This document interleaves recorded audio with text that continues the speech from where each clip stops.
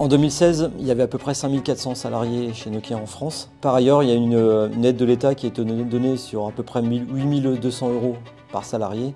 En 2023, Nokia touche 19 200 € par salarié. On touche maintenant 2 fois plus d'argent par salarié, alors que les effectifs ont été divisés par 2.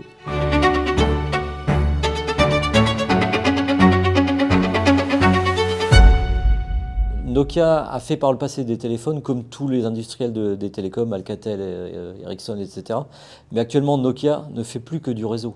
C'est du réseau mobile, donc en gros ce qui permet à vos téléphones de fonctionner et ce qui permet aussi à toute l'infrastructure fixe qui est derrière, c'est-à-dire toute la partie téléphonie fixe, le transfert de data et ainsi de suite. Nokia France n'est qu'une filiale et en fin de compte on peut dire qu'un centre de coût pour un groupe mondial dont la direction est basée en Finlande. On facture nos services au groupe et l'intérêt du groupe, je dirais, c'est de sous-facturer ces services pour que structurellement Nokia reste déficitaire en France et donc ne paye pas d'impôts, ce qui permet par ailleurs de réinjecter de l'argent ailleurs dans le monde.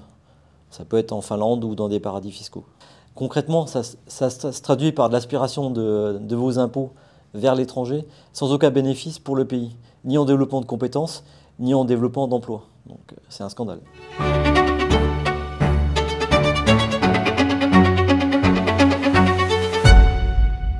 Donc Nokia France, il faut savoir que c'est une entreprise où il n'y a que des ingénieurs, des cadres, des techniciens. 3% de techniciens, le reste c'est des ingénieurs et des cadres. Donc effectivement, on est confronté à la même problématique qu'avaient les ouvriers par le passé, à savoir la délocalisation. L'intérêt de tous les salariés, qu'ils soient ingénieurs, cadres, techniciens ou ouvriers, c'est d'être unis.